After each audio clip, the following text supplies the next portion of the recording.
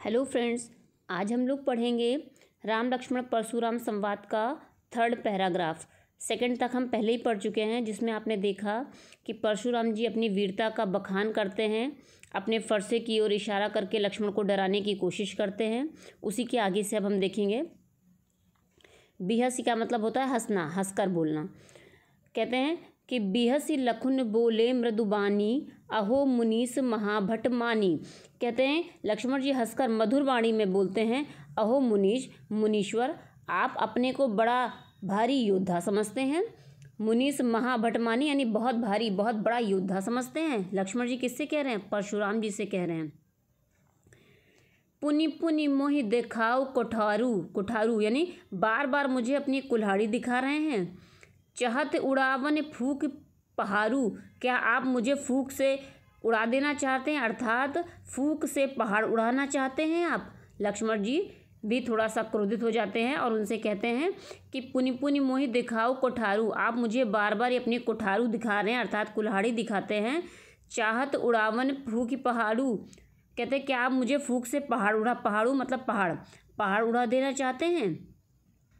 यहाँ कुम्हड़ बतिया को नाही, बच्चों कुम्हड़ बतिया का मतलब होता है बहुत ही कमज़ोर निर्बल व्यक्ति या छोटा कच्चा फल, कुछ भी समझ सकते हैं, ठीक है। लेकिन यहाँ पे देखिए क्या कहेंगे, यहाँ का मतलब होता है यहाँ कुम्हड़ बतिया को नाही। लक्ष्मण जी परशुराम जी से कहते हैं कि आप अपने फूक से पहाड़ उड़ाना चाहते हैं, आप मुझे बार बार कुल्हाड़ी दिखाकर डराना चाहते हैं। यहाँ कोई भी कुम्हड़ बतिया नहीं है, अर्थात यहाँ पर भी कोई भी कमज़ोर या निर्बल व्यक्ति नहीं है। जे तर्जनी देख मरी जाही, जो तर्जनी उंगली को देखते हुए ही मर जाएगा, यानी कि जो आपके इन शक्तियों से या आपकी छोटी सी उंगली या कुठार दिखा देने से मर जाएगा। यहाँ पर कोई भी ऐसी कुम्हड़ बतिया या कमज़ोर व्यक्ति नहीं है। देख कुठारू सरासन वाना, लक्ष्मण जी कहते हैं कुठार और धनुष बाण मैं कछु कहा सहित अभिमाना। लक्ष्मण जी कहते हैं देख कुठारू सरासन बाना मैं कछु कहा सहित अभिमाना। कहते हैं कुठार और धनुष बाण देखकर ही तो मैंने कुछ अभिमान सहित कहा था। लक्ष्मण जी उनको बताते हैं परशुराम जी को कि हे मुनि, ये आपने जो मुझसे कहा कुठार और धनुष बाण देखकर ही मैंने कुछ अभिमान सहित आपसे कहा था, परंतु शायद आप मेरी बात नहीं समझे।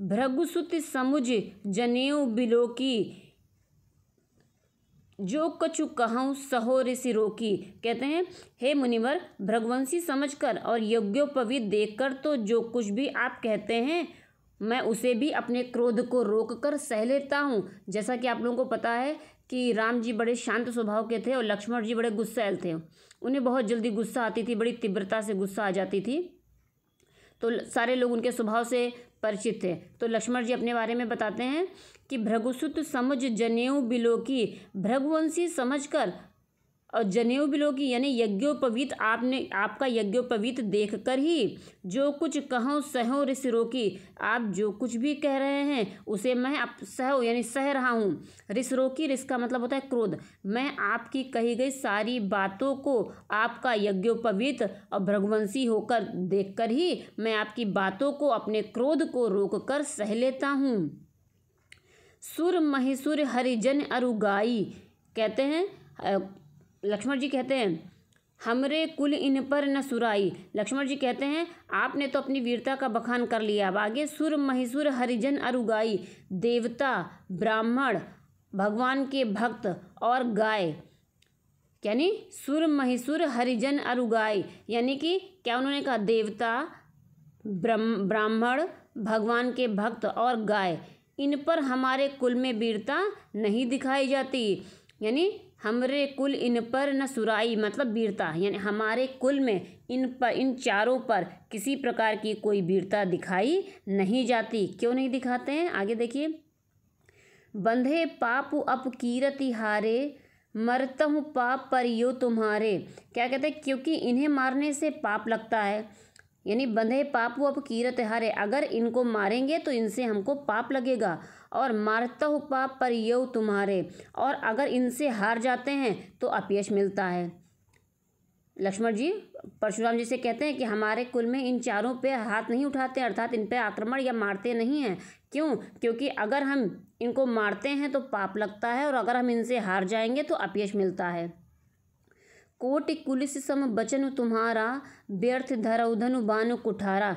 इसलिए आप मारें तो भी मैं आपके पैर ही पड़ूंगा, यानी आप चाहें कितना ही क्रोधित हो जाएं फिर भी मैं आपके पैर ही हमें आपके पैर ही पड़ना चाहिए।